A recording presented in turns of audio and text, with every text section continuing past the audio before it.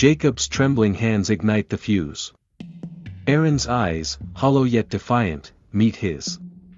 Behind them, the crematorium roars, a monstrous heart of darkness. In this inferno, they choose resistance over silence. The train screeched to a halt, its metallic groan echoing through the cold morning air. Thick plumes of smoke billowed from the engine, mingling with the fog that clung to the ground like a shroud.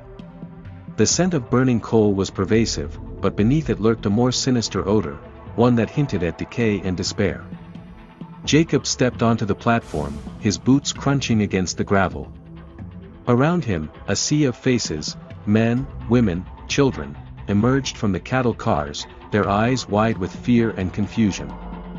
The SS officers barked orders, their voices sharp and unyielding, directing the prisoners into two lines. He was separated from his wife and daughter almost immediately.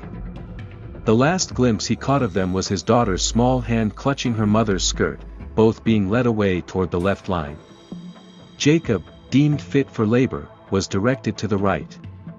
The camp loomed ahead, a sprawling complex of barbed wire, watchtowers, and barracks. Smoke curled from chimneys in the distance, the source of which Jacob dared not contemplate. As he marched forward, the weight of uncertainty pressed heavily upon him. Inside the barracks, the air was thick with the stench of unwashed bodies and mildew. Wooden bunks lined the walls, stacked 3 high, each occupied by emaciated figures who barely acknowledged the new arrivals. Jacob found an empty spot and sat down, his mind racing. Days passed in a blur of monotonous labor and meager meals.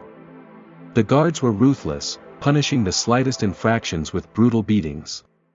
Jacob kept his head down, focusing on survival. One evening, he was summoned by an officer and led to a separate building. There, he was introduced to a group of men who bore the same haunted expressions he had seen in the barracks. They were the Sonderkommando, he was told, prisoners tasked with the grim duties of the crematorium. Jacob's stomach turned as the reality of his new role sank in. He would be forced to assist in the disposal of bodies, victims of the gas chambers. The thought was unbearable, but refusal meant certain death. That night, sleep eluded him. The barracks were silent, save for the occasional cough or muffled sob. Jacob stared at the ceiling, the weight of his new reality pressing down on him like a vice. As dawn broke, he rose and joined the other Sonderkommando, steeling himself for the horrors that awaited. The path ahead was shrouded in darkness, and Jacob knew that his soul would be forever scarred by what he was about to endure. The days blurred into one another, each marked by the same routine: wake up, labor, eat, sleep, if sleep could be found amidst the nightmares that plagued Jacob's mind. The camp's oppressive atmosphere weighed heavily on him, the air thick with despair and the stench of death. Jacob's new role as a Sonderkommando had thrust him into the heart of the camp's darkest operations. He was now part of the machinery that facilitated the mass extermination of his own people. The tasks were gruesome, removing bodies from gas chambers, extracting gold teeth, cutting hair, and feeding the crematoria. Each action chipped away at his humanity, leaving him a hollow shell of the man he once was.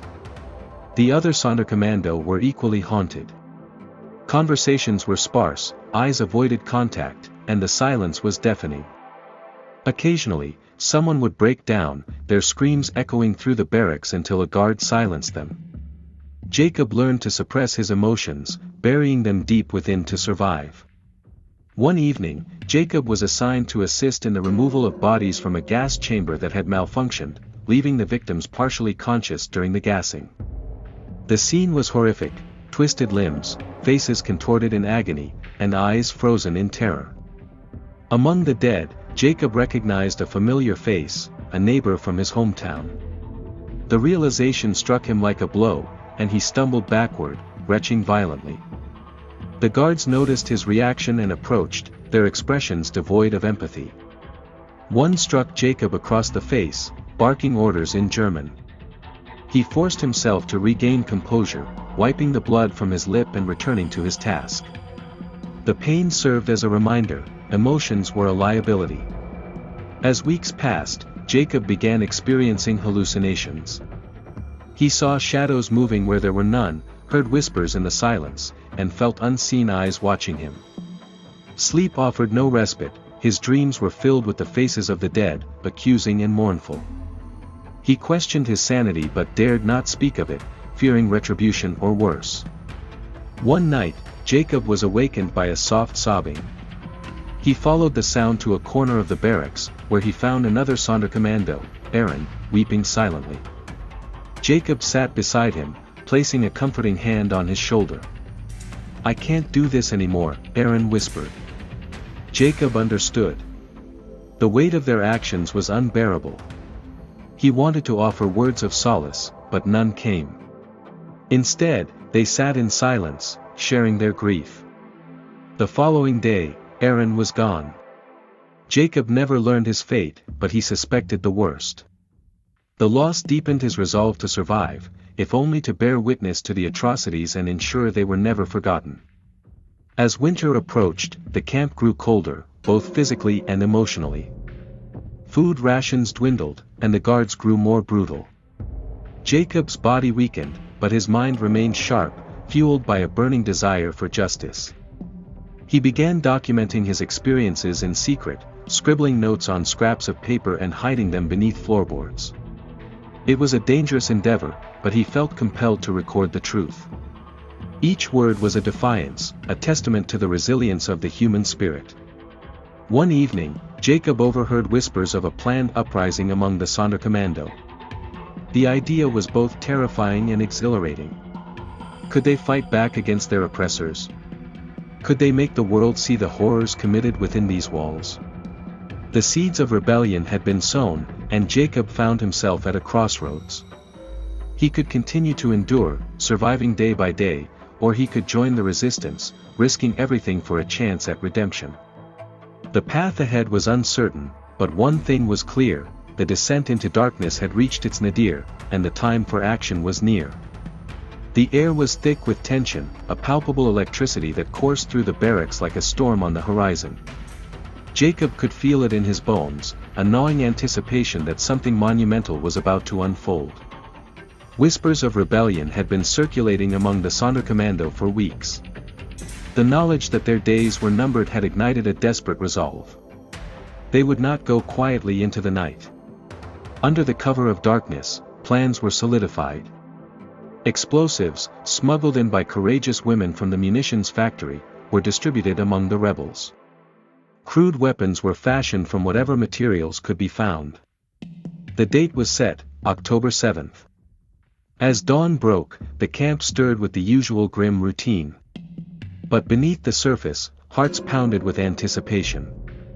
Jacob moved through his tasks with a steely determination, each action a step closer to liberation or death. At the appointed hour, chaos erupted. Explosions rocked Crematorium 4, flames licking the sky as prisoners attacked their captors with makeshift weapons. Jacob joined the fray, adrenaline surging as he fought for his life and the lives of his fellow prisoners. The revolt was fierce but ultimately futile.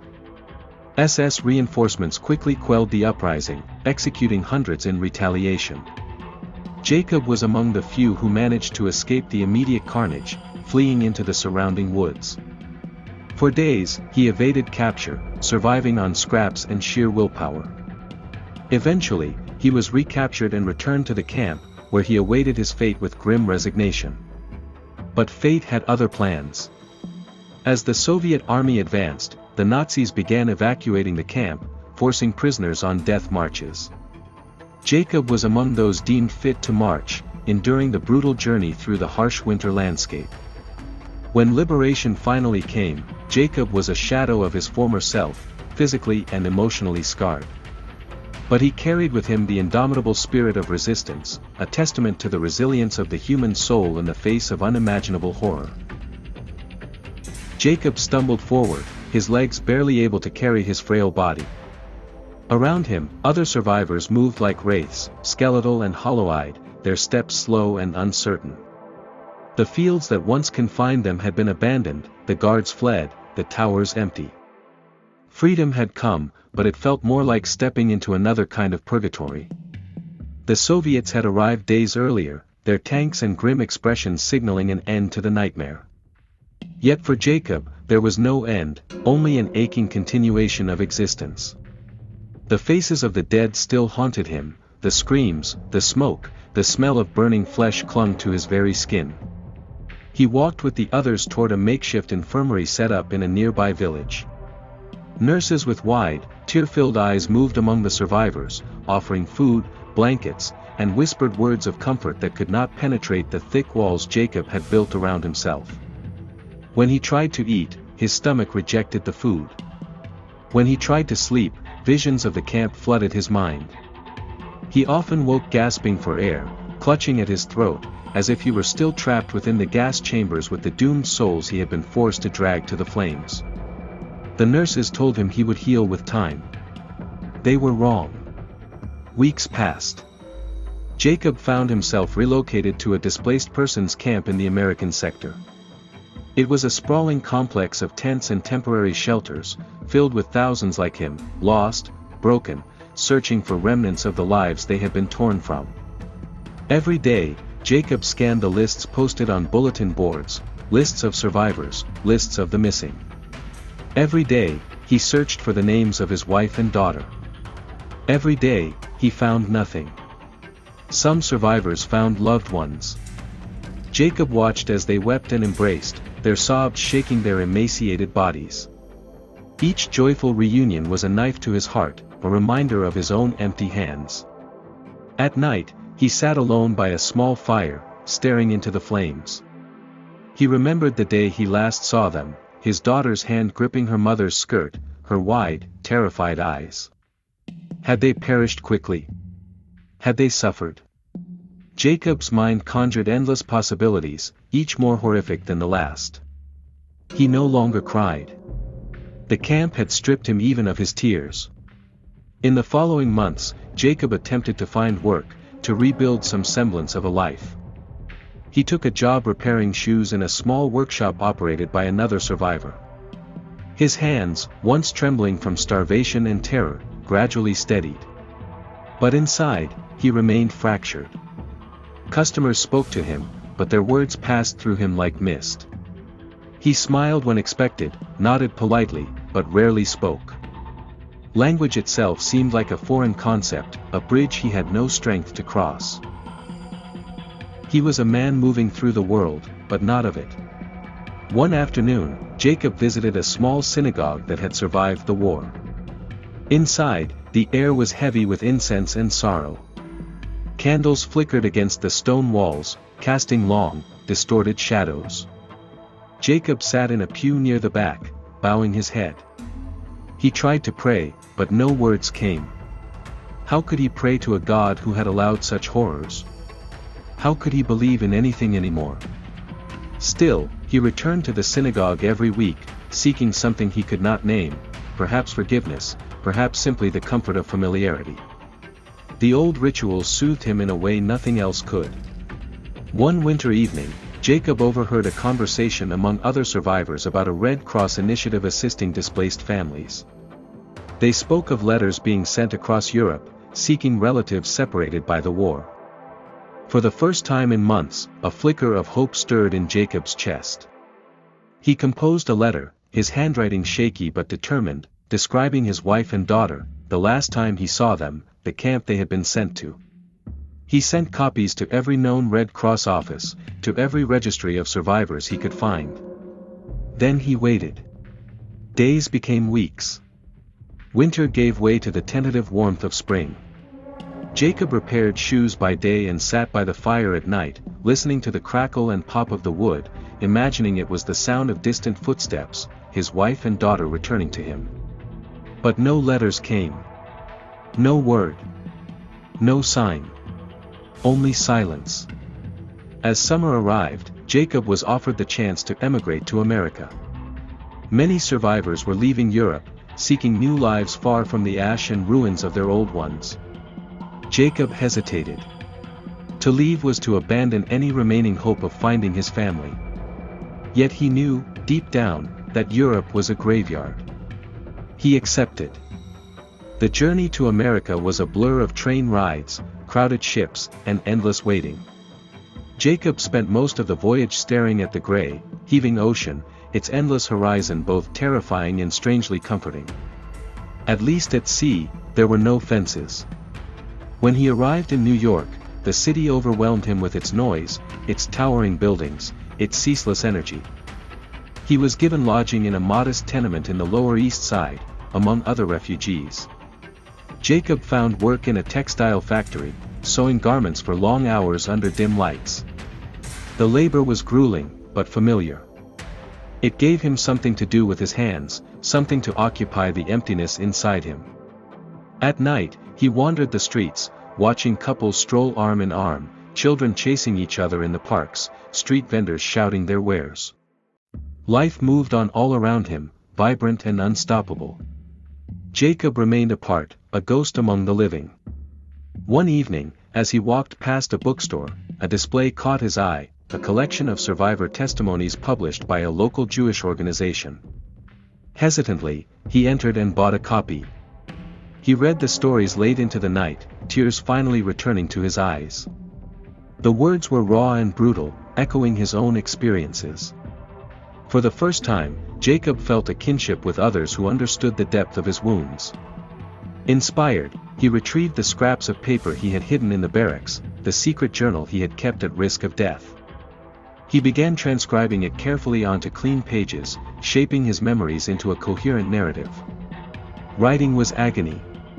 Each word was a blade drawn across an open wound. But it was also a release. Jacob realized he owed it to the dead, to his wife, his daughter, his neighbors, his friends, to bear witness. To remember. To ensure the world would never forget. Months turned into years. Jacob's book was published by a small press under the title Ashes and Silence. It did not make him rich or famous, but that was never his goal. He spoke at schools, synagogues, and community centers, sharing his story with anyone who would listen. Each telling was a sacrifice, reopening old scars, but it gave him purpose. He never remarried. Some wounds, he knew, would never heal. In the quiet moments, he still imagined his daughter's hand in his wife's smile across the dinner table. In dreams, they were alive and whole, untouched by the darkness. And sometimes, just sometimes, Jacob allowed himself to believe that in some other world, in some other time, they were waiting for him. Until then, he would live. Not for himself. But for them. For all the ones who could not.